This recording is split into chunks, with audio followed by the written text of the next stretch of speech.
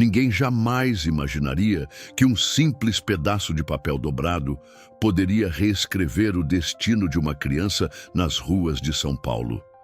Às vezes, o universo conspira de maneiras tão improváveis que, se não fosse real, pareceria obra de ficção. Esta é uma história sobre como pequenos gestos podem construir pontes entre mundos que nunca deveriam se encontrar. Todo dia, exatamente às 17h45, ele estava lá. Um menino de apenas 11 anos, cabelos desgrenhados, uniforme escolar desbotado, de tanto uso, e uma caixa de papelão pendurada no pescoço por um barbante improvisado. Dentro dela, balas coloridas organizadas meticulosamente por sabor, como se aquela pequena ordenação fosse a única coisa em sua vida sobre a qual ele tinha controle. Miguel não era como as outras crianças. Seus olhos, grandes, castanhos e profundos, carregavam um peso que nenhuma criança deveria conhecer. A infância, para ele, era um luxo que não podia se dar ao privilégio de viver. Enquanto outros meninos jogavam futebol ou videogame após a escola, ele contava moedas, calculava trocos e decorava os preços de atacado para maximizar seu pequeno lucro. O ponto escolhido era estratégico. A saída do metrô, Faria Lima, onde executivos apressados emergiam diariamente, alguns falando ao celular, outros checando. Relógios caros, todos com a mesma expressão de quem tinha coisas mais importantes para fazer do que notar um menino vendedor de balas.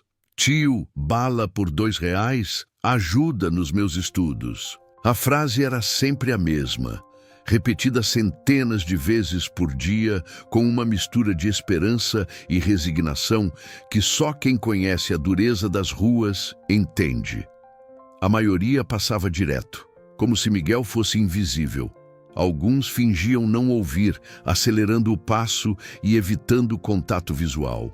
Poucos paravam, compravam por pena e seguiam seu caminho, provavelmente esquecendo aquele rosto miúdo segundos depois. Mas havia uma rotina dentro da rotina. Às terças e quintas, pontualmente às 18h30, um homem de terno impecável, pasta de ouro legítimo e sapatos que brilhavam mais do que qualquer coisa que Miguel já possuíra, saía do mesmo metrô. Diferente dos outros, ele parava. Não comprava apenas uma bala, mas 5, sempre 5, mesmo sabendo que jamais as comeria. Fique com o troco, dizia com um sorriso contido antes de seguir seu caminho. O homem nunca perguntava o nome do menino, e o menino nunca ousava perguntar o dele. Era um acordo silencioso, uma pequena gentileza que, por algum motivo inexplicável, ambos precisavam manter. O que Miguel não sabia é que aquele homem, Eduardo Menezes, era um dos sócios do maior escritório de advocacia da cidade. Aos 45 anos, havia conquistado tudo o que o dinheiro podia comprar, mas perdera algo que nem toda a riqueza do mundo poderia recuperar: sua humanidade. Divorciado há 3 anos, sem filhos, vivia para o trabalho e para nada mais. Seu apartamento, de cobertura no Itaim Bibi, com vista panorâmica para a cidade, era tão vazio quanto sua agenda de compromissos pessoais. Na pequena favela do Jaguaré, a realidade era outra. Miguel dividia um barraco de 2 cômodos com a mãe, Dona Célia, uma mulher de 35 anos que aparentava 50, consumida pelo trabalho como diarista e pela artrite que deformava suas mãos trabalhadoras. O pai? Miguel não tinha memórias dele. Apenas uma foto amarelada e a história repetida pela mãe em noites de saudade. Seu pai era um homem bom, só não aguentou a pressão da vida.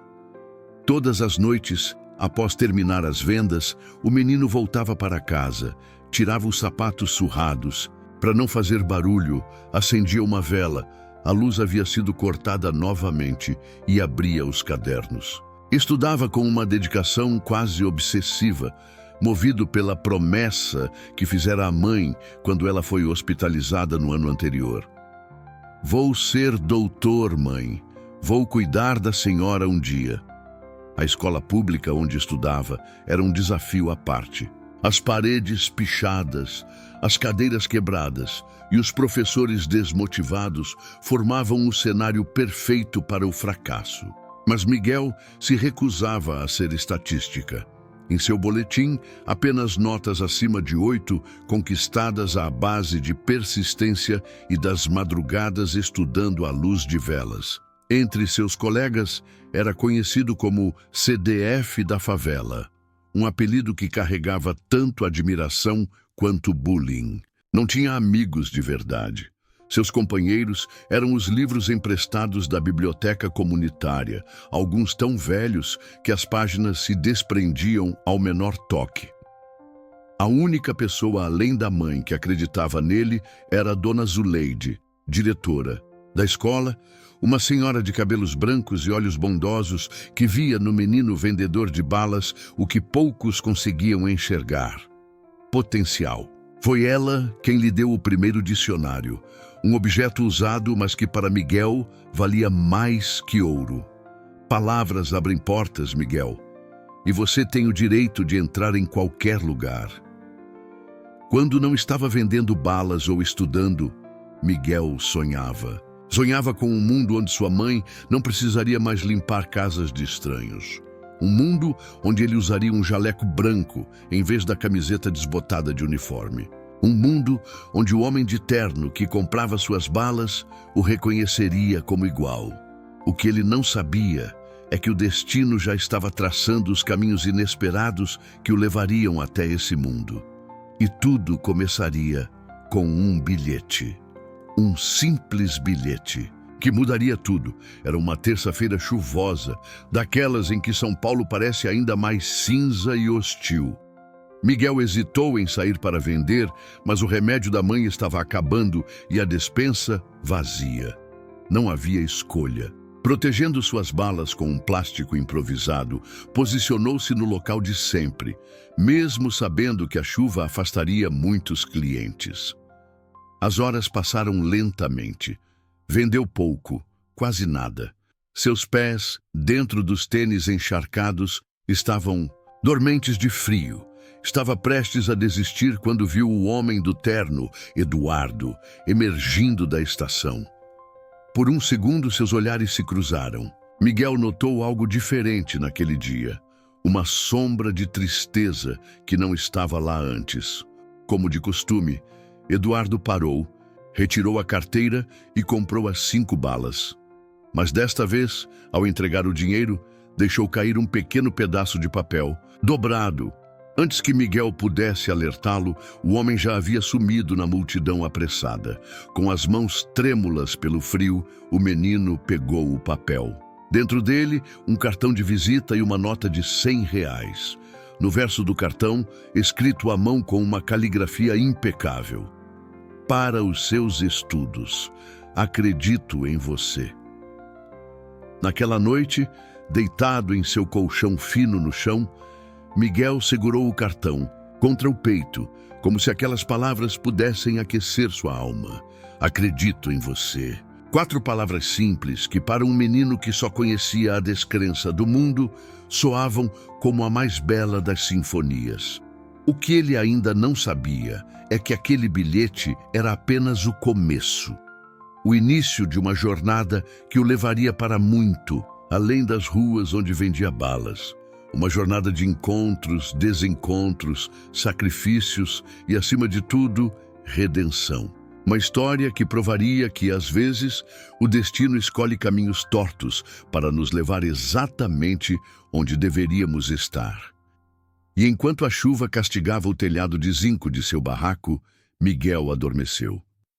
Pela primeira vez em muito tempo, seu sono não foi perturbado por pesadelos de pobreza e abandono. Naquela noite, sonhou com possibilidades. O dia seguinte amanheceu diferente para Miguel. Ao acordar, sua primeira visão foi o cartão de Eduardo, que havia deixado ao lado de seu travesseiro improvisado. Aquele pequeno retângulo branco representava algo que nunca tivera antes: possibilidades. Dona Célia já havia saído para mais um dia de faxina nos apartamentos de luxo do Morumbi. Miguel preparou seu café ralo, conferiu a tarefa de matemática que fizera na noite anterior e partiu para a escola com o cartão de visita seguro no bolso da calça. De vez em quando, tocava-o através do tecido como se precisasse confirmar que não havia sido apenas um sonho. Na sala de aula, sua mente estava longe das explicações da professora sobre frações. Seus pensamentos navegavam pelas possibilidades daquele cartão. Eduardo Menezes, sócio-diretor. Menezes em Albuquerque. Advocacia. Um mundo completamente alienígena para um menino da favela. Miguel Santos, estou falando com você. A voz da professora o arrancou do devaneio. Se está achando minha aula tão desinteressante, talvez queira resolver esta equação no quadro? Com as risadas dos colegas ao fundo, Miguel levantou-se, caminhou até a lousa e, para a surpresa da professora, resolveu o problema em segundos. Matemática sempre havia sido sua matéria favorita. Os números para ele eram previsíveis, justos, honestos, diferentemente das pessoas. No intervalo, sentado sozinho como de costume, Miguel tirou o cartão do bolso e o examinou novamente. Do outro lado da quadra, Juliana, a filha do dono da padaria do bairro, observava-o com curiosidade. Aos 12 anos, era a única entre seus colegas que não o tratava como invisível. "Que cartão é esse?" perguntou, sentando-se ao seu lado no banco de concreto descascado. Miguel hesitou. Compartilhar aquele tesouro parecia arriscado, como se as palavras pronunciadas em voz alta pudessem diluir sua magia.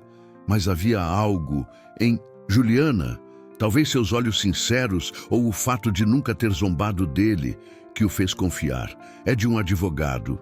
Ele compra minhas balas sempre." E após uma pausa, "Ontem ele me deu R$100 e disse que acredita em mim." Juliana arregalou os olhos. R$100? O que você vai fazer com tanto dinheiro? A pergunta pairou no ar. Miguel não havia pensado nisso ainda. O dinheiro estava escondido dentro de seu dicionário, esperando uma decisão. Poderia comprar os remédios da mãe, pagar a conta de luz atrasada, comprar um uniforme novo. Ou poderia investir em algo maior, algo que mudasse não apenas o hoje, mas o amanhã. "Vou comprar livros", disse finalmente. "Livros de verdade, só meus." Do outro lado da cidade, no 28º andar de um edifício comercial espelhado, Eduardo Menezes encarava a tela de seu computador sem realmente vê-la. Sua mente estava naquele menino vendedor de balas, em seus olhos determinados que lembravam tanto os seus próprios, décadas atrás. Eduardo não nascera em berço de ouro. Filho de um motorista de ônibus e de uma costureira da periferia de Belo Horizonte, havia chegado a São Paulo aos 18 anos com apenas uma mala de papelão e o sonho de cursar direito. Trabalhou como entregador, garçom, vigia noturno, qualquer serviço que permitisse pagar as mensalidades da faculdade. Dormia apenas 4 horas por noite, estudava nos ônibus, almoçava sanduíches frios para economizar. O jovem Eduardo também vendera coisas nas ruas, canetas, guarda-chuvas, chaveiros. Conhecia o olhar de desprezo, a invisibilidade, a humilhação. Conhecia também o poder redentor de um único gesto de bondade. Em seu caso, havia sido um professor universitário que, percebendo seu potencial, o havia acolhido como estagiário em seu escritório de advocacia. No dia anterior, ao deixar aquele bilhete para Miguel, não planejara nada além de um gesto momentâneo. Mas agora, sentado em sua cadeira de couro italiano, algo dentro dele gritava que aquilo não era suficiente, que precisava fazer mais. "Senhor Menezes?" A secretária interrompeu seus pensamentos. "O senhor Albuquerque está aguardando na sala de reuniões com os representantes da incorporadora." Eduardo assentiu, levantou-se e ajustou a gravata de seda. A decisão já estava tomada, embora ainda não soubesse exatamente como executá-la. Ajudaria aquele menino, não por caridade ou para aplacar a culpa de seu sucesso, mas porque via naqueles olhos determinados o futuro que o Brasil desperdiçava diariamente nas esquinas de suas metrópoles impiedosas. À tarde, Miguel estava em seu posto de sempre. Havia decidido não gastar o dinheiro de Eduardo imediatamente. Em vez disso, continuou vendendo suas balas, agora com um novo propósito: juntar mais para poder comprar não apenas livros didáticos, mas também materiais de estudo avançados. Sonhava com um curso preparatório para o vestibular, mesmo estando ainda no 6º ano. Os mesmos executivos apressados, os mesmos olhares indiferentes. Mas algo em Miguel havia mudado. Seu chamado agora carregava uma confiança sutil, como se aquele cartão em seu bolso fosse um amuleto protetor contra a invisibilidade social.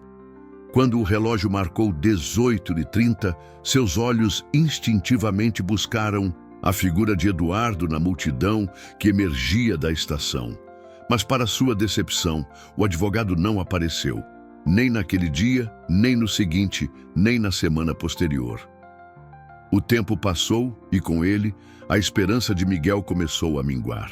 Talvez aquele gesto único não significasse nada além do que aparentava. Um impulso momentâneo de generosidade sem maiores consequências. Em casa, Dona Célia percebia a mudança no filho.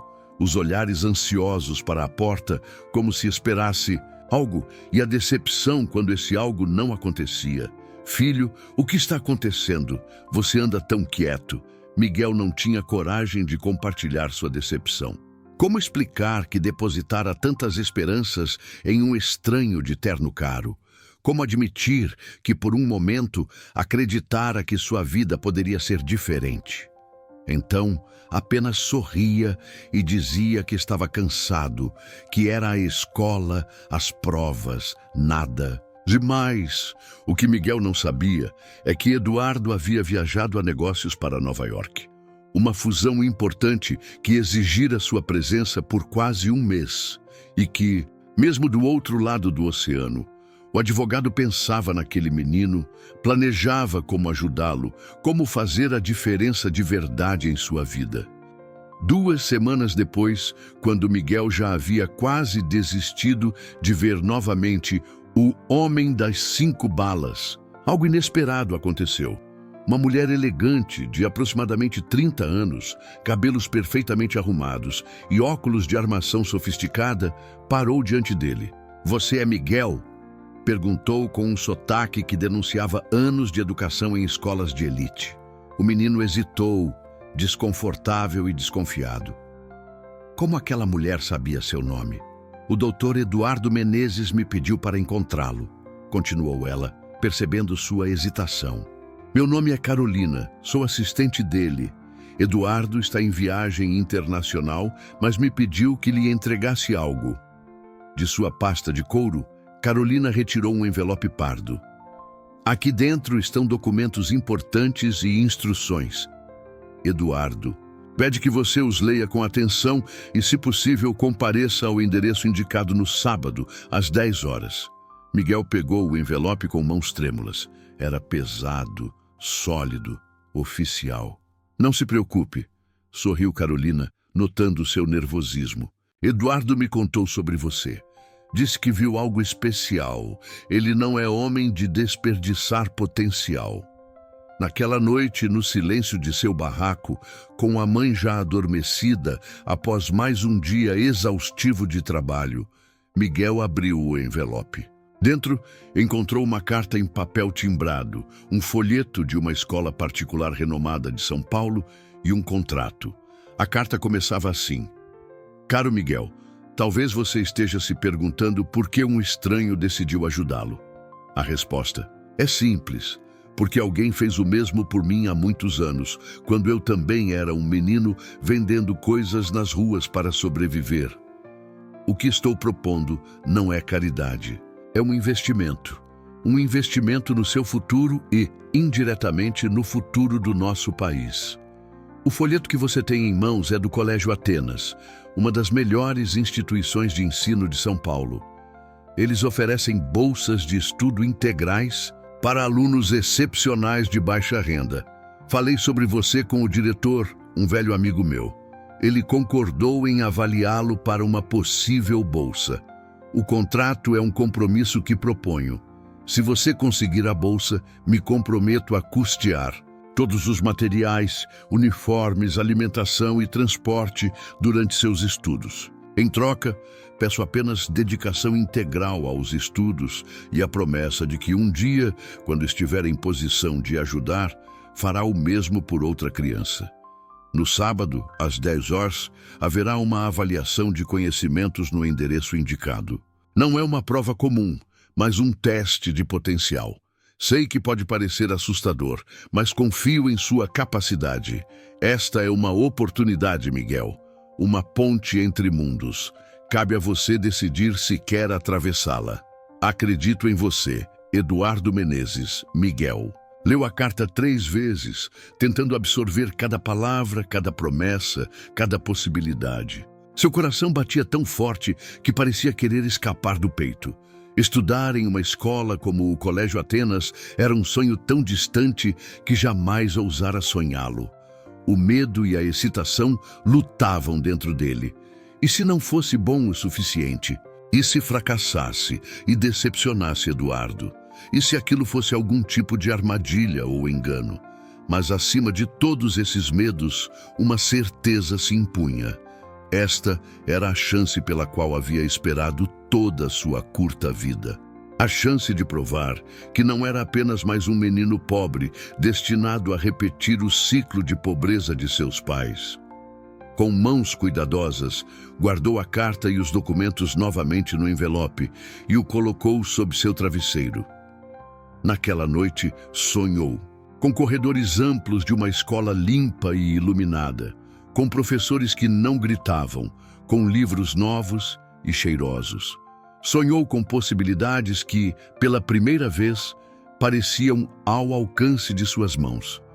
O que Miguel não imaginava é que aquele teste mudaria não apenas o curso de sua vida, mas também a de Eduardo. E que o destino reservava ainda muitas reviravoltas no caminho que se abria à sua frente. Algumas doces, outras amargas, todas necessárias para o homem que viria a se tornar. Os dias que se seguiram até o sábado foram os mais longos na vida de Miguel. As noites ainda mais. Dormia pouco, revisando mentalmente tudo o que havia estudado nos últimos anos. Matemática, português, ciências, matérias que sempre dominara com facilidade na escola pública, mas que agora pareciam insuficientes para o desafio que o aguardava. A única pessoa a quem contou sobre o teste foi sua mãe. Dona Célia ouviu tudo em silêncio. As mãos retorcidas no colo, o olhar distante, como se enxergasse além das paredes de madeira do barraco. Esse homem, Eduardo, você confia nele, filho? Perguntou finalmente, a voz carregada de uma mistura de esperança e receio. Miguel hesitou. Confiava? Como confiar em alguém que mal conhecia, que pertencia a um mundo tão distante do seu? E ainda assim, havia algo nos olhos daquele homem, algo familiar e sincero que o fazia querer acreditar. Confio, mãe. E essa pode ser minha única chance. Dona Célia assentiu lentamente. Sabia, melhor que ninguém, o quanto o filho merecia uma oportunidade. Quantas noites o vira adormecer sobre os livros. Quantos sacrifícios ele fizera desde tão pequeno. Então vá, meu filho. Vá e mostre a eles quem você é. Na sexta-feira à noite, véspera do grande dia, Miguel não conseguiu jantar. O estômago em nós, a mente acelerada. Pior que o medo de falhar era o medo do desconhecido. Aquele mundo de privilégios que só conhecia pelas vitrines das lojas caras ou pelas casas que sua mãe limpava. Pegou seu uniforme mais limpo e o lavou cuidadosamente à mão, pendurando-o para secar durante a noite. Limpou seus tênis surrados com um pedaço de pano, tentando dar-lhes uma aparência melhor. Arrumou o cabelo rebelde com água, olhando-se no pequeno espelho rachado. Só eu, murmurou para si mesmo. Só o Miguel de sempre.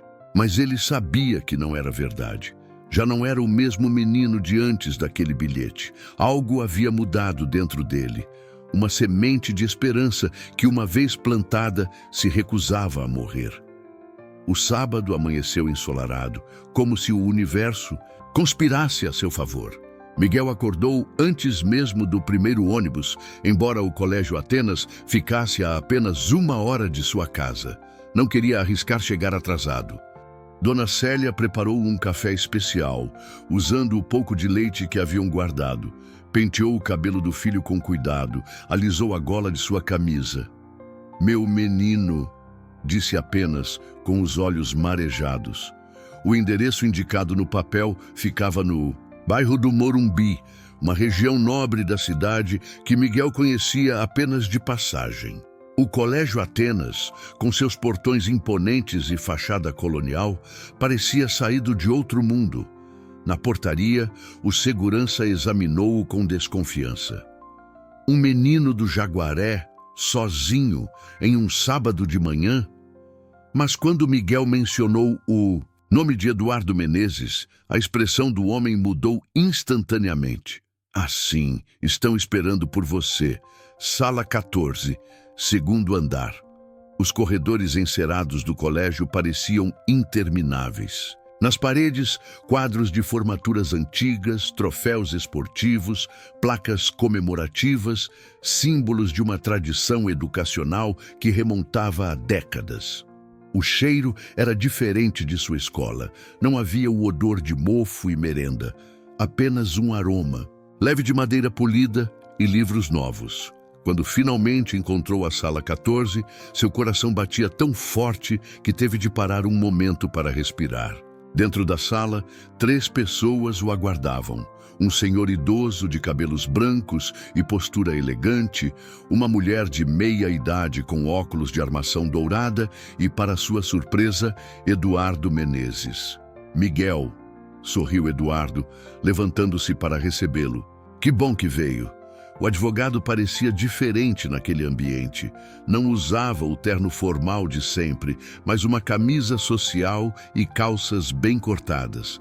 Parecia mais acessível, menos intimidador. "Estes são o Dr. Arnaldo Bueno, diretor do Colégio Atenas, e a doutora Carmen Lopes, coordenadora pedagógica", apresentou Eduardo. Miguel sentiu o peso dos olhares avaliativos, mas manteve-se firme. Aprendera cedo que demonstrar insegurança nas ruas era convidar o desastre. "É um prazer conhecê-los", disse com uma firmeza que surpreendeu até a si mesmo. O que se seguiu foram 2 horas intensas de perguntas, testes e conversas. Matemática, português, conhecimentos gerais.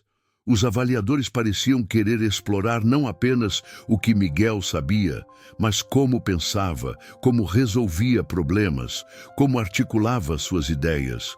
Para a surpresa do menino, não se sentiu intimidado. As respostas fluíam naturalmente, como se toda sua vida de estudos solitários, à luz de velas, tivesse sido uma preparação para este momento. Quando a doutora Carmen lhe pediu para ler um texto complexo e interpretá-lo, Miguel não apenas o fez, com desenvoltura, mas relacionou-o a um livro que havia lido na biblioteca comunitária.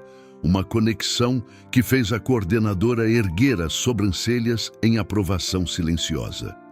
Durante todo o processo, Eduardo permaneceu em silêncio, observando. Não como um benfeitor presunçoso, mas como alguém genuinamente curioso sobre o potencial que havia vislumbrado naquele menino das ruas. Ao final, quando o diretor recolheu todas as anotações e testes, um silêncio pesado caiu sobre a sala. Miguel sentiu o estômago afundar. Teria se saído bem o suficiente? "Bem, Miguel", começou o Dr. Arnaldo, ajustando os óculos. "Devo dizer que estou impressionado. Sua capacidade analítica e seu conhecimento estão muito acima do que esperávamos." O menino engoliu em seco, aguardando o "mas" que certamente viria. "No entanto", continuou o diretor, confirmando seus temores, "há uma significativa diferença entre o currículo de sua escola atual e o nosso. Seriam necessários estudos intensivos para que você se adaptasse. Miguel assentiu, compreendendo o que aquilo significava. Não era bom o suficiente. A distância entre seu mundo e este era grande demais para ser transposta. Por isso, retomou o diretor, proporíamos um programa especial. Você frequentaria aulas de reforço 3 vezes por semana durante os próximos 2 meses para nivelar seus conhecimentos. Em agosto, quando iniciarmos o 2º semestre, estaria oficialmente matriculado no 7º ano. Miguel piscou várias vezes, tentando processar o que acabara de ouvir. Não era uma rejeição, era uma aceitação, com condições, mas ainda assim, uma aceitação. O senhor está me dizendo que... Começou, a voz falhando. Estamos lhe oferecendo uma bolsa integral, Miguel, sorriu a doutora Carmen. Com base no seu desempenho hoje e nas recomendações do Dr. Menezes. Eduardo, que até então observava em silêncio, finalmente falou. Eu lhe disse que acreditava em você, Miguel, e isso não era apenas uma frase de efeito. No caminho de volta para casa, dentro do ônibus que serpenteava pelos bairros de São Paulo, Miguel sentia-se como se flutuasse. Em sua mochila surrada, levava não apenas os documentos da bolsa de estudos, mas uma promessa de futuro que até poucos dias atrás seria impensável. O contraste não poderia ser mais gritante. Saíra do Colégio Atenas, com seus jardins impecáveis e instalações modernas, e em 1 hora estaria de volta à realidade precária da favela. Mas algo dentro dele havia mudado para sempre. Uma ponte havia sido construída e ele começara a atravessá-la. Ao chegar em casa, encontrou a mãe sentada na pequena mesa da cozinha. Pela expressão em seu rosto, percebeu que ela havia chorado. Mãe, o que houve? Dona Célia ergueu os olhos vermelhos. Recebi uma ligação hoje, filho, da casa onde trabalho às quintas. A senhora, ela disse que faltou dinheiro na gaveta. E dela, R$ 50. Miguel sentiu o sangue gelar. E ela acha que fui eu. A voz de Dona Célia tremeu. Ela me dispensou, disse que não quer mais ladrões em casa. A injustiça da situação atingiu Miguel como um soco. Sua mãe, que jamais tocaria em 1 centavo que não fosse seu, acusada de roubo. A mesma mãe que preferia passar fome a aceitar uma esmola. Vou falar com essa mulher. Vou dizer... Não, filho, interrompeu Dona Célia, segurando sua mão. Você não entende. Se eu for dispensada de uma casa por suspeita de roubo, ninguém mais me contrata no bairro. Uma faxineira com fama de ladra não consegue trabalho. O peso daquela realidade desabou sobre Miguel. No exato momento em que o futuro se abria para ele, um novo problema surgia, ameaçando tudo. Sem os rendimentos da mãe, como sobreviveriam? Como pagariam o aluguel? Ao chegarem ao colégio, o burburinho de estudantes na entrada era intimidador. Adolescentes em grupinhos conversando sobre as férias em praias internacionais, sobre os novos aparelhos eletrônicos, sobre festas e banalidades, próprias de quem nunca precisou se preocupar com o básico da sobrevivência. Quer que eu entre com você? Ofereceu Eduardo. Miguel respirou fundo, ajustou a mochila nos ombros e negou com a cabeça. Obrigado, mas preciso fazer isso sozinho. Enquanto caminhava pelo pátio em direção à sua sala, sentiu os olhares curiosos. Um aluno novo, no meio do ano letivo, era sempre objeto de especulações. Mas havia algo mais nos olhares, talvez a percepção de sua origem, sua diferença. Sentou-se na última fileira tentando absorver tudo. O professor de matemática, Sr. Vieira, iniciou a aula com um problema que, para Miguel, parecia razoavelmente simples, mas os outros alunos pareciam confusos, cochichando entre si. Alguém sabe a resposta? Perguntou o professor. Após alguns minutos, a mão de Miguel subiu, quase involuntariamente. Todas as cabeças se viraram em sua direção. Você é o aluno novo, correto, Miguel Santos? O professor consultou sua lista. Por favor, venha ao quadro e resolva o problema. Um silêncio pesado caiu sobre a sala, enquanto Miguel caminhava até a frente. Suas mãos suavam, mas sua mente estava clara. Em menos de 1 minuto, havia resolvido o problema com uma elegância. Matemática que surpreendeu até mesmo o professor. Excelente, Miguel, disse o Sr. Vieira, genuinamente impressionado. Você tem um talento natural para matemática. Ao voltar para seu lugar, percebeu os olhares, alguns de admiração, outros de inveja e uns poucos de puro desdém. Foi ao lado deste último grupo que encontrou seu primeiro grande obstáculo no Colégio Atenas. Rodrigo Almeida, filho de um famoso empresário, habituado a ser o melhor da turma em matemática. Não sabia que aceitavam bolsistas da favela. Agora, sussurrou Rodrigo alto o suficiente para que os colegas ao redor ouvissem. Deve ser algum tipo de projeto social. Caridade. As palavras atingiram Miguel como lâminas afiadas. Respirou fundo, lembrando-se do que Eduardo lhe dissera. Sua origem é sua força, não sua fraqueza. Os dias seguintes estabeleceram um padrão.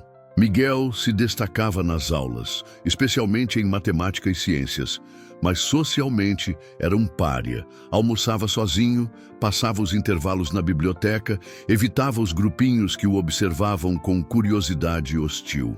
Sua determinação em provar seu valor, no entanto, só crescia a cada obstáculo. Certo dia, durante a aula de literatura, a professora propôs um trabalho em duplas. Para o horror de Miguel, o sistema de sorteio o colocou justamente com Rodrigo.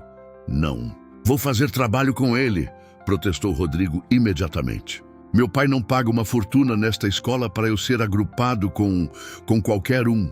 A professora, senhora Helena, uma mulher de meia idade com olhos gentis mas firmes, encarou Rodrigo por cima dos óculos. Senhor Almeida, no Colégio Atenas, valorizamos o mérito, não o sobrenome ou a conta bancária. E se me permite dizer, o senhor Santos tem demonstrado mais mérito em 3 semanas do que alguns alunos em 3 anos. Um rubor de vergonha tomou conta do rosto de Rodrigo enquanto murmúrios percorriam a sala. Era a primeira vez que um professor defendia Miguel tão abertamente. Na saída, a professora o chamou. Miguel, não deixe que pessoas como Rodrigo diminuam seu brilho. Este colégio existia muito antes deles e continuará muito depois. O que importa é o que você faz com a oportunidade que tem. Aquelas palavras foram um bálsamo para sua alma ferida. Daquele dia em diante, a senhora Helena tornou-se sua aliada silenciosa, emprestando-lhe livros de sua coleção pessoal, convidando-o para debates extra-classe, nutrindo seu amor pela literatura. Em casa, as coisas começavam a melhorar. Com o novo trabalho no escritório de advocacia, Dona Célia não apenas tinha uma renda estável, mas também recuperava sua dignidade. As dores nas articulações diminuíam com o trabalho menos braçal, e seu rosto readquiria um brilho que Miguel mal se lembrava. Eduardo, por sua vez, transformava-se aos poucos. O advogado frio e solitário dava lugar a um homem mais humano, mais presente.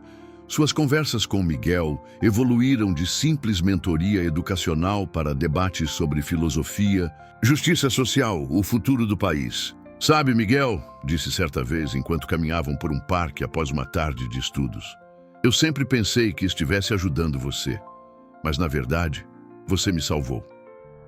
O menino olhou confuso.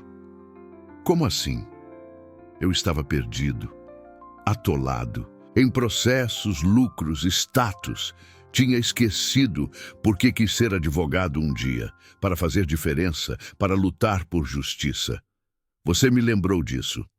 Aquela conexão genuína entre eles floresceu nos meses seguintes. Eduardo não era mais apenas um benfeitor. Era um amigo, um mentor, quase uma figura paterna para Miguel. A transformação mais surpreendente, contudo, veio de Rodrigo. O trabalho de literatura que tanto resistira a fazer com Miguel acabou, sendo um ponto de virada. Forçado pela professora a encontrar-se com o bolsista da favela na biblioteca, esperava apenas tolerar a situação e deixar que Miguel fizesse todo o trabalho. Mas algo inesperado aconteceu. Ao discutirem o livro designado, O Pequeno Príncipe, Rodrigo percebeu que havia mais em Miguel do que o estereótipo que construíra. A sensibilidade com que o menino analisava a solidão da pequena personagem, o abandono, a busca por conexão, reverberava de uma forma que transcendia barreiras sociais. Como você consegue entender tão bem o que o autor quis dizer? Perguntou Rodrigo, genuinamente curioso. Miguel olhou pela janela da biblioteca para os jardins impecáveis do colégio. Quando você vive em dois mundos ao mesmo tempo, aprende a enxergar o que está nas entrelinhas. Algo naquela frase tocou Rodrigo profundamente. Talvez porque, apesar de todo o privilégio, também se sentia deslocado, pressionado pelo pai a ser perfeito, temido mais que respeitado pelos colegas, sem verdadeiros amigos. Quando apresentaram o trabalho, a classe inteira se surpreendeu com a sintonia entre os dois. O que começara como antagonismo transformava-se lentamente em uma improvável amizade. No final do semestre, Miguel não era mais invisível. Seus colegas o respeitavam, alguns professores o admiravam abertamente e até Rodrigo, o outrora inimigo, declarado, agora disputava o privilégio de fazer trabalhos com ele, mas nem tudo eram flores. Quanto mais se integrava ao Colégio Atenas, mais Miguel sentia o abismo entre seus dois mundos se alargar. Seus antigos amigos da favela agora o olhavam com desconfiança quando voltava para visitar. "Olha o Mauricinho", diziam alguns. "Tá se achando melhor que a gente", comentavam outros. Essa dualidade o atormentava. Em seu novo mundo, nunca seria totalmente aceito por sua origem. Em seu velho mundo, já não era mais reconhecido como igual. A sensação de não pertencer a lugar nenhum crescia a cada dia. Foi Eduardo quem, mais uma vez, o ajudou a encontrar equilíbrio. Você não precisa escolher um mundo, Miguel. Pode pertencer aos dois, ou a nenhum. Pode criar seu próprio espaço, onde sua origem e seu futuro coexistam em paz. O segundo ano no Colégio Atenas trouxe novos desafios e conquistas.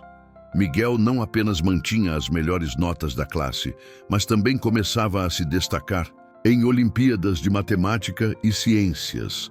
Seu nome aparecia em jornais locais e universidades já demonstravam interesse em seu potencial.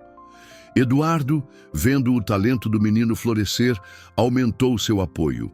Contratou professores particulares para áreas específicas, inscreveu-o em cursos de idiomas, abriu-lhe portas que jamais sonhara. A relação entre eles aprofundava-se. Não eram mais apenas benfeitor e beneficiado, eram família no sentido mais genuíno da palavra.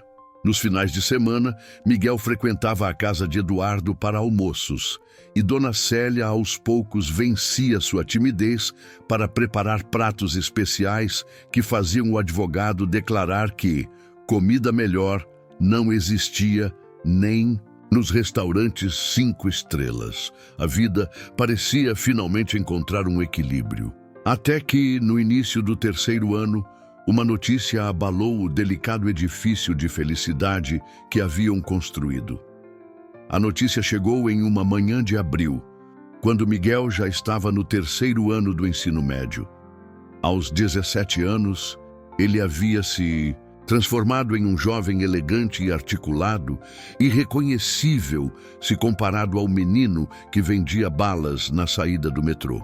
Suas notas exemplares e premiações em Olimpíadas de Matemática o colocavam como um dos alunos mais promissores, não apenas do Colégio Atenas, mas de toda São Paulo.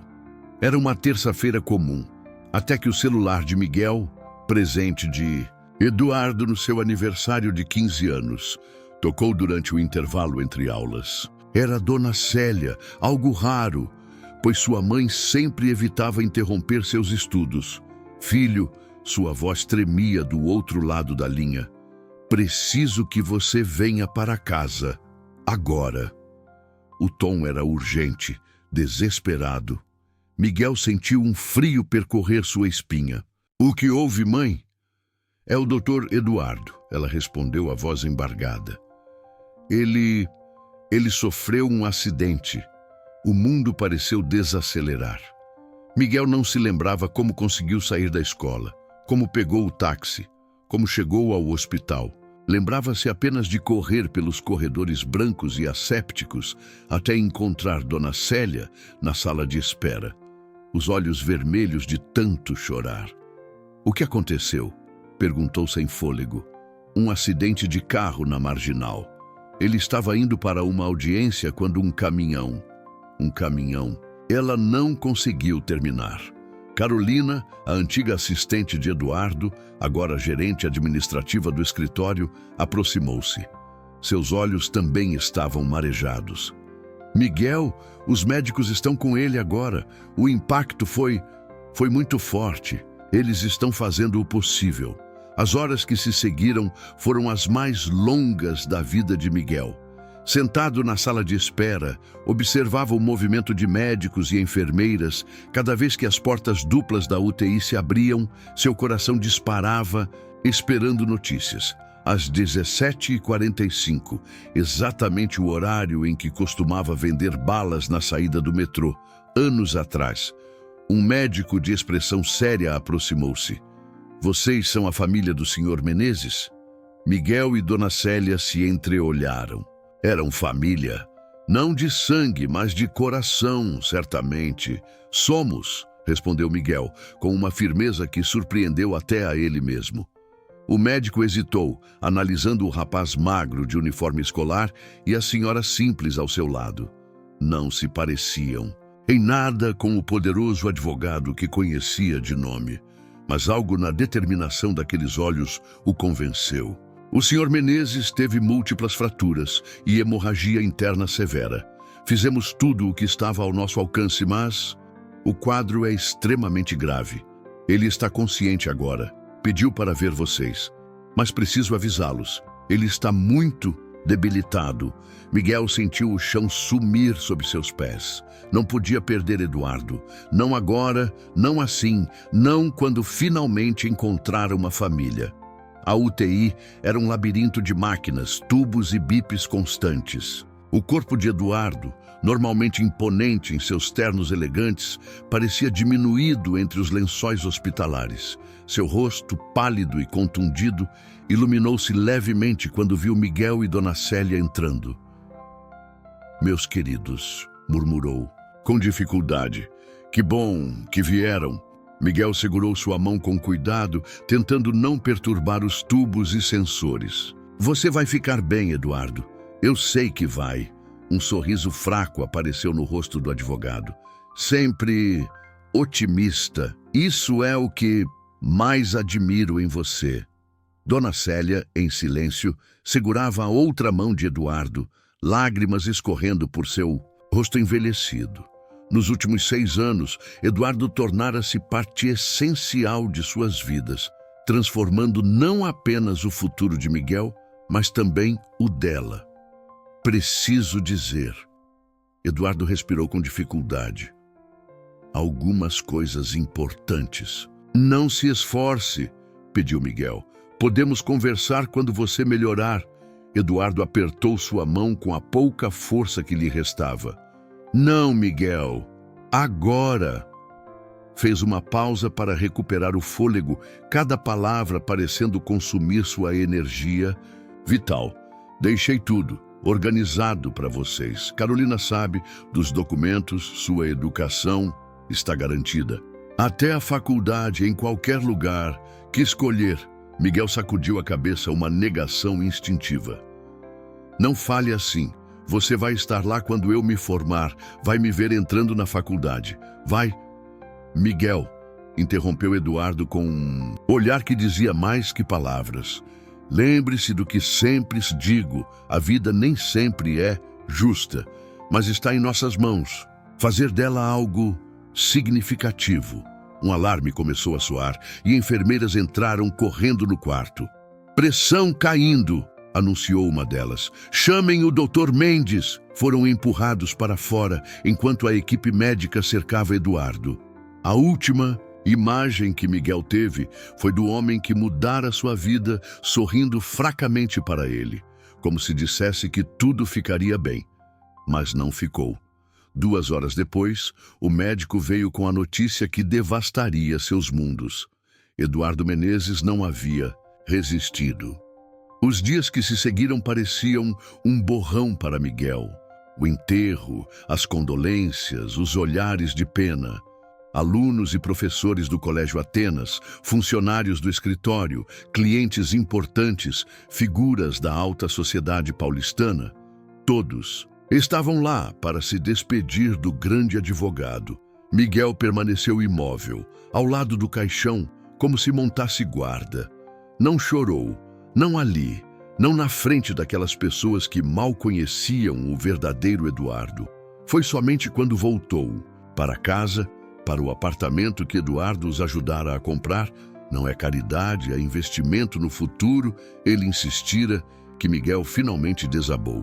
Sentado no chão de seu quarto, abraçado ao primeiro dicionário que ganhara de Dona Zuleide, chorou como nunca havia chorado antes.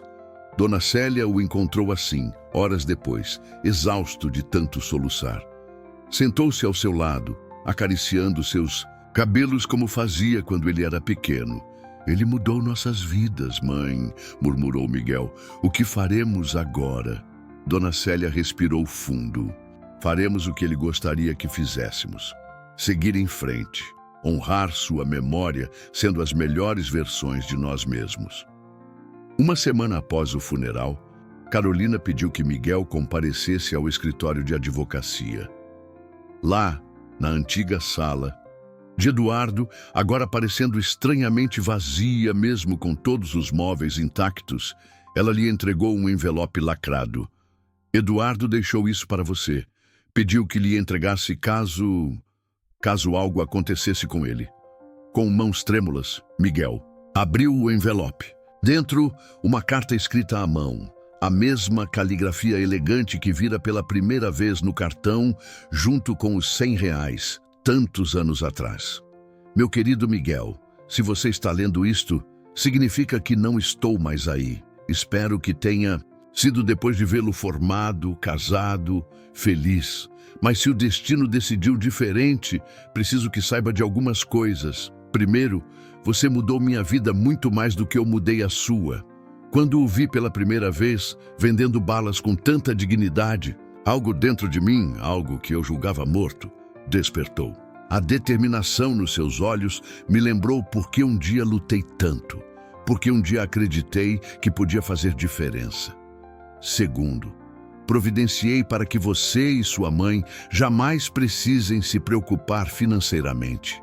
Sua educação está garantida em qualquer universidade que escolher, no Brasil ou no exterior. A casa é de vocês e há um fundo que lhes garantirá a estabilidade. Mas o dinheiro é o menos importante. O que realmente espero ter deixado para você são valores.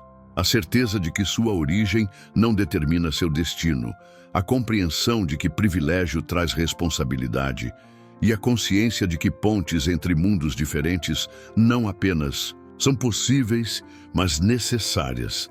Lembra-se daquele bilhete que deixei junto com o dinheiro? Acredito em você. Essas palavras continuam verdadeiras, mesmo além da vida. Acredito no homem que você se tornará, nas escolhas que fará, no mundo melhor que ajudará a construir.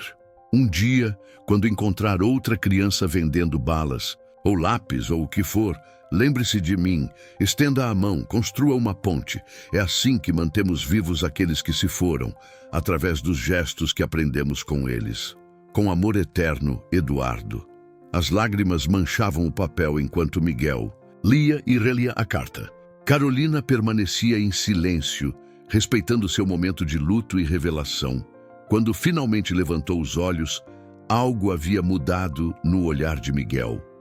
Uma determinação renovada, uma compreensão mais profunda do legado que carregava agora.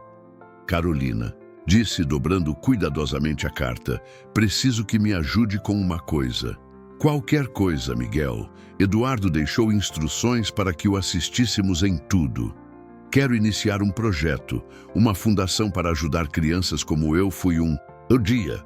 Crianças que vendem coisas nas ruas para sobreviver, mas que sonham com algo maior.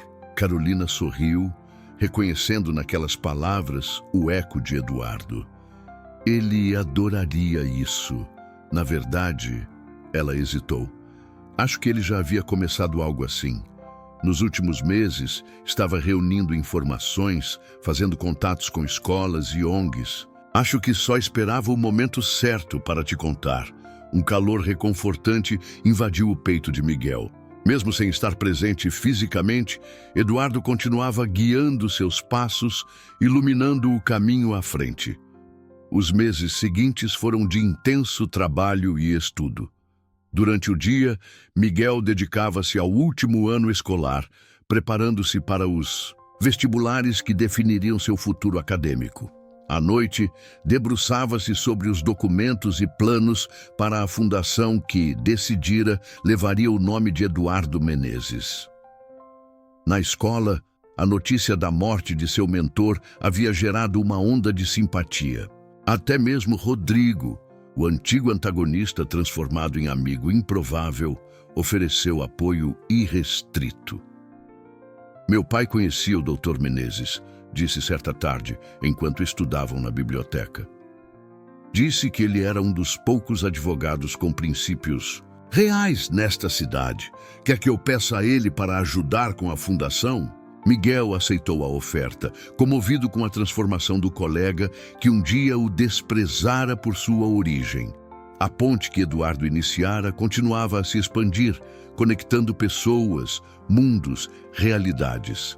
No final daquele ano, aconteceram duas coisas significativas. Miguel foi aprovado em primeiro lugar no vestibular de Direito da USP, a mesma universidade onde Eduardo estudara décadas antes. E a Fundação Eduardo Menezes foi oficialmente inaugurada, com o objetivo de identificar e apoiar talentos promissores entre crianças em situação de vulnerabilidade. A cerimônia de inauguração, realizada na antiga sala de Eduardo no escritório de advocacia, reuniu figuras importantes da sociedade, jornalistas, empresários dispostos a investir na causa.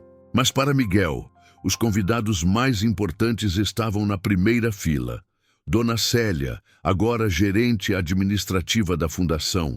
Dona Zuleide, a antiga diretora que primeiro acreditara nele. Juliana, a menina da padaria que se tornara sua amiga, fiel. E 5 crianças, os primeiros beneficiários do projeto, todos vendedores ambulantes identificados nas ruas de São Paulo. Ao subir ao pequeno púlpito improvisado para seu discurso, Miguel sentiu um nó na garganta. Olhou para o retrato de Eduardo na parede, sorrindo, elegante, os olhos brilhando com aquela mistura única de determinação e bondade. E soube exatamente o que dizer. Há 7 anos, eu vendia balas na saída do metrô Faria Lima. Hoje, estou prestes a iniciar meus estudos em Direito na USP.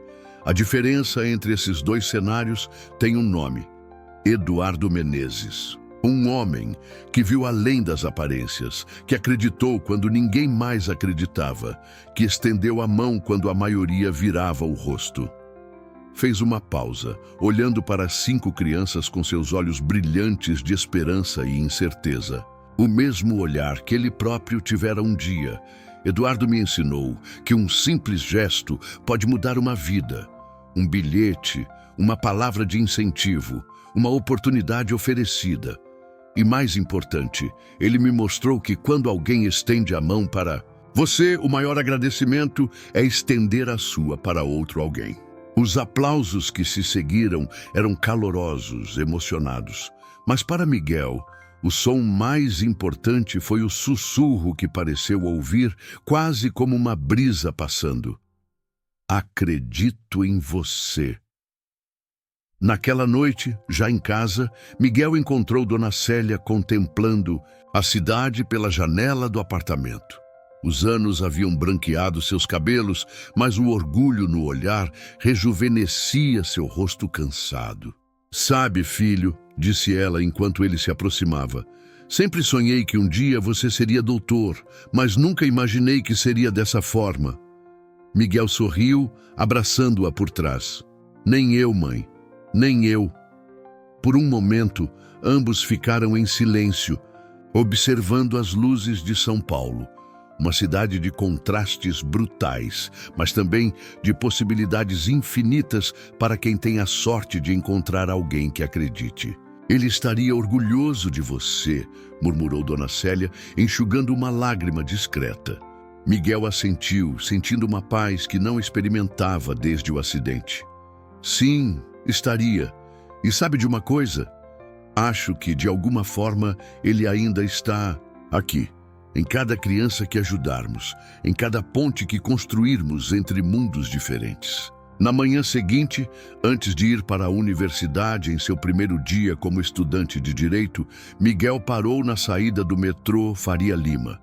O local estava exatamente igual, com executivos apressados emergindo das escadas rolantes, celulares em punho, olhares fixos em algum ponto distante. Olhou para o exato lugar onde costumava ficar, com sua caixa de balas pendurada no pescoço. Por um momento, quase pôde ver o menino de 11 anos que fora, com olhos grandes e determinados, repetindo incansavelmente: "Tio, bala por R$2? Ajuda nos meus estudos." Um homem de terno impecável parou ao seu lado, checando o relógio. Miguel sorriu para ele.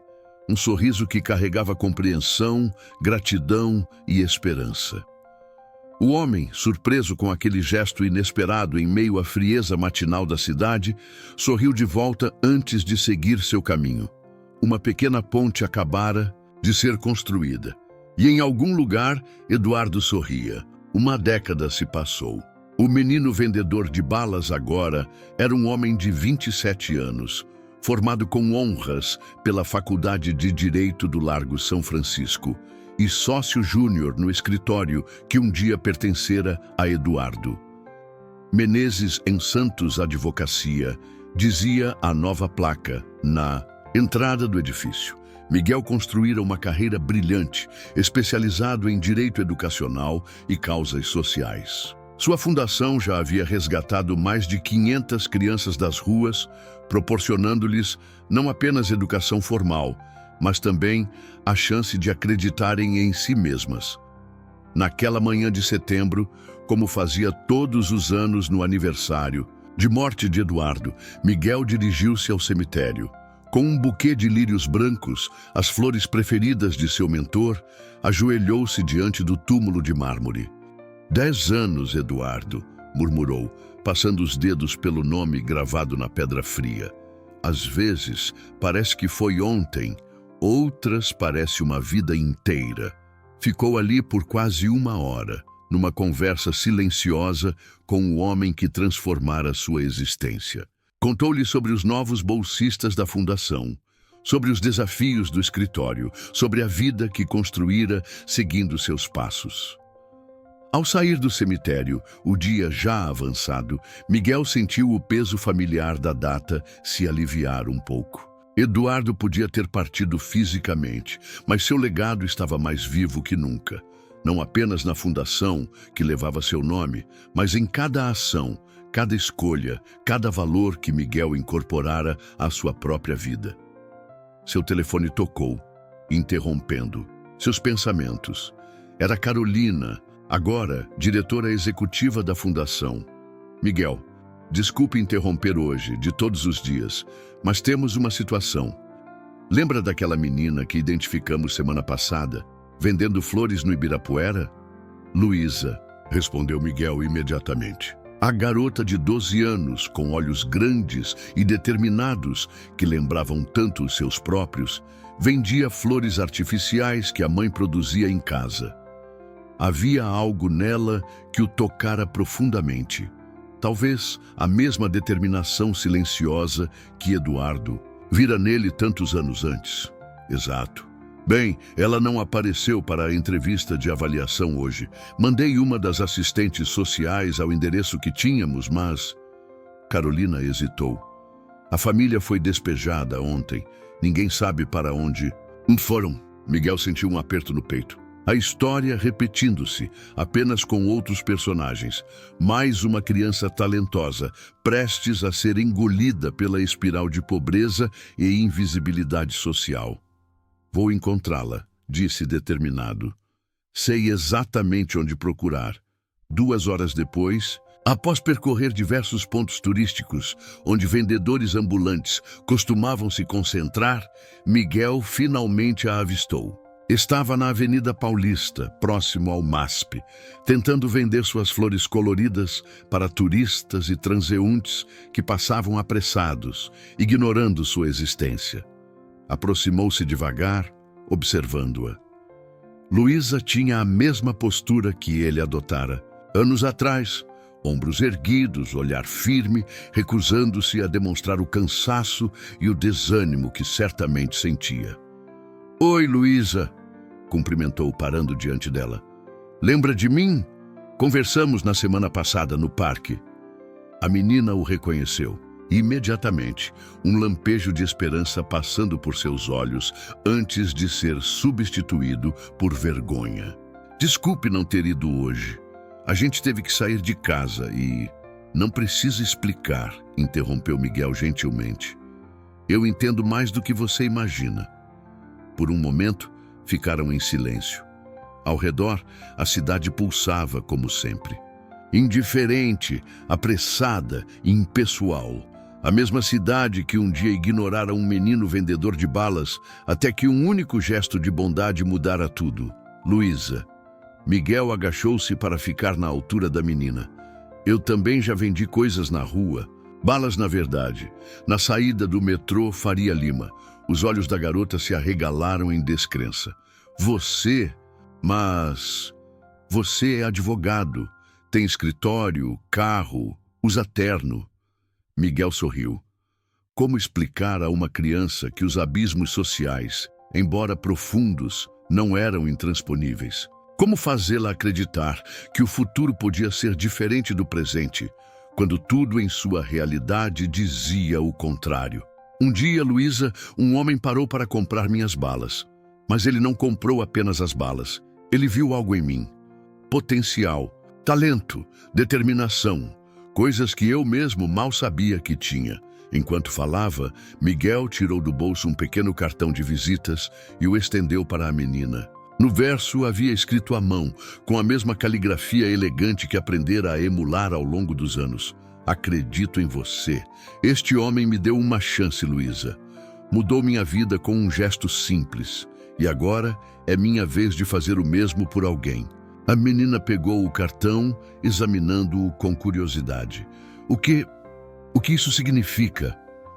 Significa que você não precisa mais vender flores na rua, que pode estudar numa boa escola, desenvolver seus talentos, que alguém enxerga em você mais do que uma menina pobre. Vê uma futura médica, engenheira ou o que você quiser ser. Luísa hesitou, a desconfiança natural de quem aprendera cedo que nada na vida vem sem um preço. Por quê? Por que você faria isso por mim? Miguel levantou-se, olhando ao redor, para a cidade que tanto mudara e, ao mesmo tempo, permanecia a mesma em sua cruel indiferença. Porque é assim que mantemos vivos aqueles que amamos, Luísa. Repetindo seus gestos de bondade, estendendo para outros as mesmas mãos que um dia nos ergueram. Naquela tarde, Miguel acompanhou Luísa até o pequeno quarto de pensão onde sua família se refugiara após o despejo. Conheceu sua mãe, uma mulher jovem, de olhos cansados e mãos calejadas de fazer flores artificiais. E seu irmão menor, um garoto de 8 anos tímido e desnutrido. A desconfiança inicial da mãe de Luísa foi se dissipando à medida que Miguel explicava a proposta da fundação. Não era caridade, insistiu. Era investimento. Bolsa de estudos integral para Luísa, ajuda para encontrar moradia adequada, oportunidade de trabalho melhor para a mãe na cooperativa apoiada pela fundação. Por que está fazendo isso? Perguntou a mulher finalmente, quando todos os detalhes haviam sido explicados. Pessoas como você não costumam se importar com pessoas como nós. Miguel sorriu, sentindo o eco das palavras de sua própria mãe, tantos anos atrás, fazendo a mesma pergunta a Eduardo, porque alguém fez o mesmo por mim um dia. Respondeu simplesmente, e me pediu que, quando pudesse, fizesse o mesmo por outro.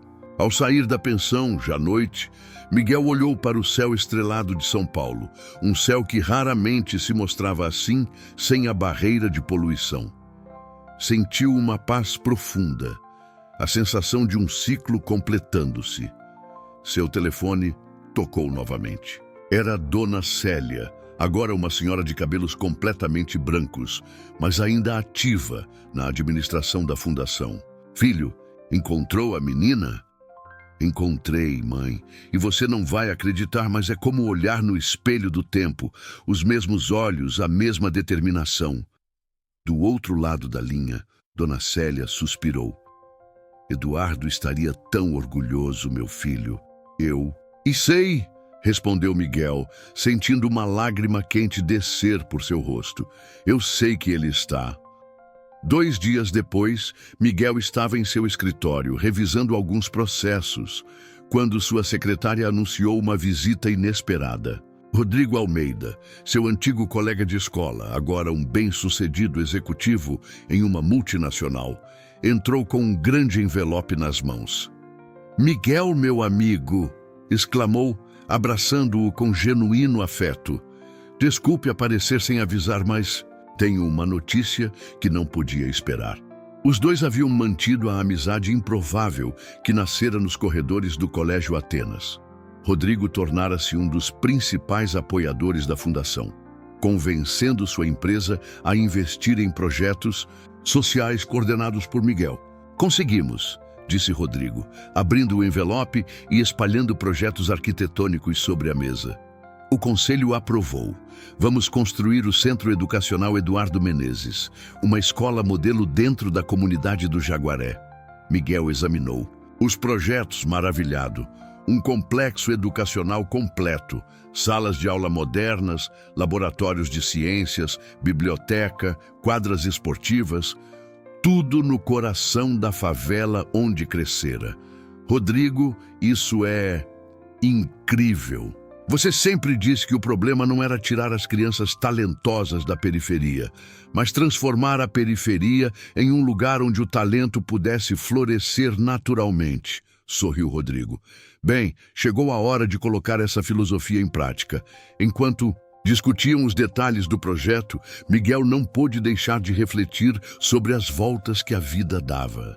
Ali estavam eles, o menino rico que um dia o desprezara por sua origem e o vendedor de balas que sonhava com um futuro melhor, unidos por um propósito comum, construindo pontes onde antes havia apenas abismos.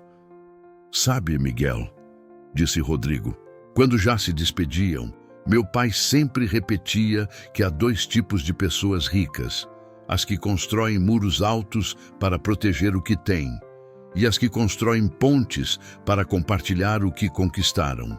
Graças a você e ao Dr. Menezes, aprendi a qual grupo quero pertencer. Aquela noite, ao chegar em casa, Miguel encontrou sobre sua mesa um desenho colorido. Era de Luísa, um retrato ingênuo, mas tocante dele mesmo, de terno, com a inscrição, meu herói. A menina havia deixado o desenho com Dona Célia, após seu primeiro dia na nova escola. Miguel emoldurou o desenho e o colocou ao lado da foto de Eduardo em sua escrivaninha. 2 gerações conectadas pelo mesmo fio invisível de generosidade e reconhecimento mútuo.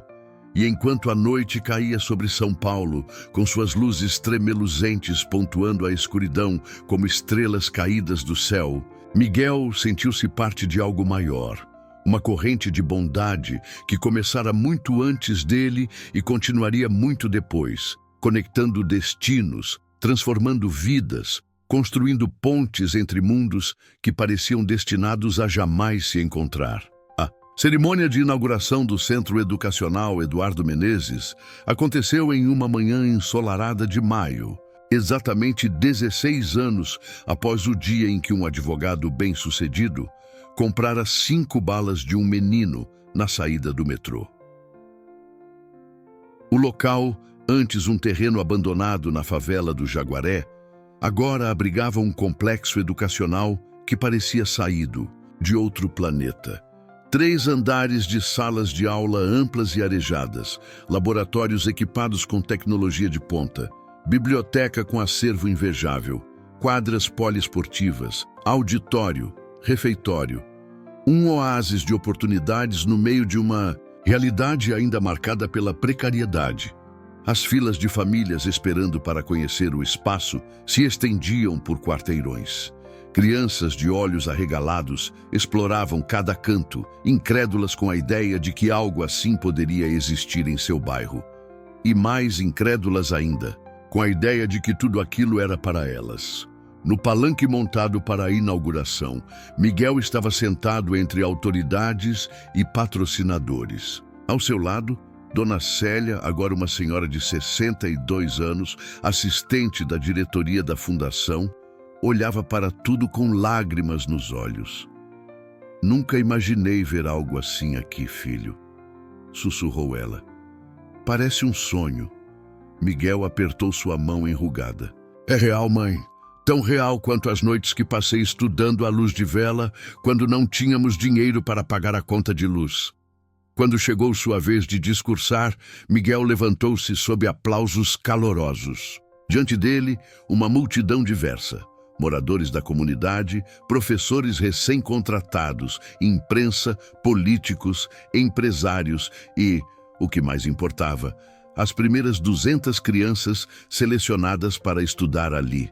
Entre elas, na primeira e fileira, estava Luísa. Aos 14 anos agora, já não vendia flores. Havia se destacado nos estudos, revelando-se uma talentosa estudante de ciências. Seria parte da primeira turma do Centro Educacional, um símbolo vivo do propósito daquele lugar. "Há 16 anos", começou Miguel, "eu estava ali." Apontou para uma esquina próxima, vendendo balas para ajudar minha mãe a pagar o aluguel do nosso barraco. Não tinha perspectivas, além de sobreviver um dia após o outro. A fome, o frio e o cansaço eram meus companheiros mais constantes. Fez uma pausa, observando os rostos atentos, especialmente os das crianças. Via nelas o reflexo de seu passado. Os mesmos olhos que alternavam entre o cansaço precoce e a esperança obstinada. Então, algo aconteceu. Um homem, um advogado que eu conhecia apenas como o homem que compra 5 balas, deixou-me um bilhete junto com dinheiro. Nele havia apenas 4 palavras: "Acredito em você." 4 palavras que mudaram tudo. Miguel contou então, em detalhes que nunca revelara publicamente, a história de Eduardo Menezes. Como ele próprio havia sido um menino pobre que vendia coisas nas ruas. Como alguém acreditara nele e lhe dera uma chance. Como ele decidira fazer o mesmo por Miguel, criando uma corrente de generosidade que agora se expandia para incluir centenas de crianças. Hoje, inauguramos não apenas um prédio, mas um conceito.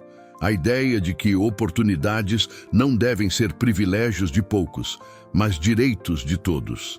A convicção de que há talentos adormecidos em cada esquina desta cidade, apenas esperando alguém dizer "acredito em você."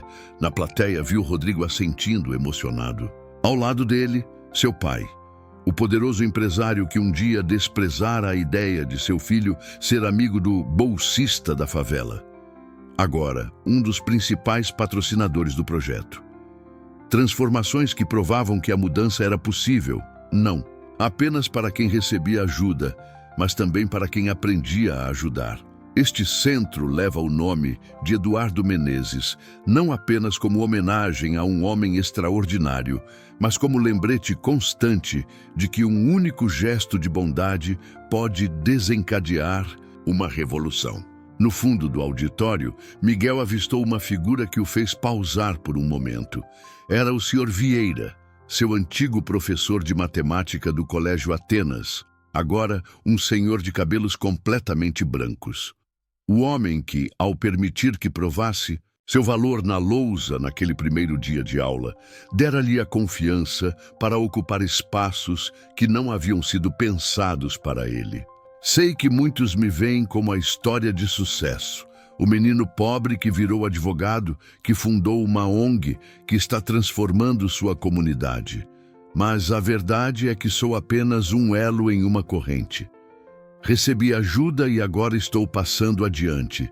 É assim que construímos um mundo melhor, não com gestos grandiosos e heróicos, mas com pequenos atos de fé uns nos outros.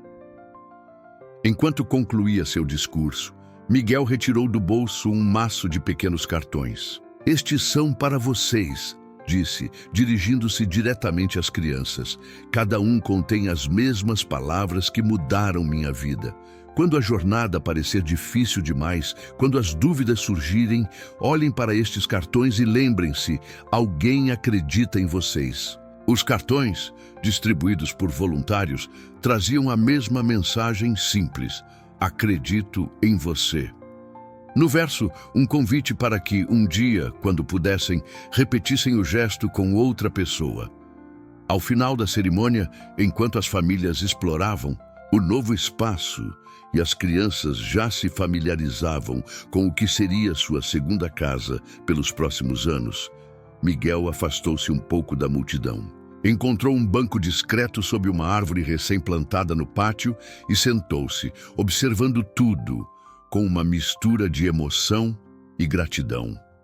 Uma menina de aproximadamente 11 anos, cabelos crespos presos em tranças coloridas, aproximou-se timidamente. "Você é mesmo o moço que vendia balas?" perguntou, a voz quase um sussurro. Miguel sorriu. "Sou eu mesmo. E é verdade que agora você é dono desse lugar todinho?" Ele riu suavemente. "Não sou dono, não. Isso aqui pertence a vocês, às crianças." "Como você?" A menina franziu o senho, processando a informação. "Eu queria saber como você fez." Miguel percebeu a profundidade da pergunta. Não era apenas sobre os passos práticos de sua trajetória, mas sobre algo mais essencial. Como tinha sido possível transpor o abismo aparentemente intransponível entre quem ele era e quem se tornara. "Alguém acreditou em mim quando eu não acreditava em mim mesmo", respondeu simplesmente. "E isso me deu forças para tentar. O resto foi trabalho duro e um pouco de sorte." "Eu também vendo coisas", confessou a menina. "Pulseiras que minha avó faz, na feira de domingo." Miguel sentiu um déjà-vu poderoso, como se o tempo fizesse uma curva sobre si mesmo, conectando passado e presente em um único ponto. "Qual seu nome?" "Maria Eduarda", respondeu ela com um tímido sorriso. "Maria Eduarda", repetiu Miguel, sentindo o peso da coincidência do nome. "Eu acredito em você." Os olhos da menina brilharam com uma intensidade que ele conhecia bem. A mesma luz que devia ter aparecido em seus próprios olhos quando Eduardo pronunciara aquelas palavras mágicas pela primeira vez. Naquele momento, enquanto o sol banhava o pátio do centro educacional com uma luz dourada quase cinematográfica, Miguel teve a certeza de que o ciclo estava completo. O que um dia fora apenas um bilhete dobrado junto com dinheiro, transformara-se em uma instituição concreta, em centenas de vidas transformadas, em uma comunidade inteira redescobrindo sua própria força.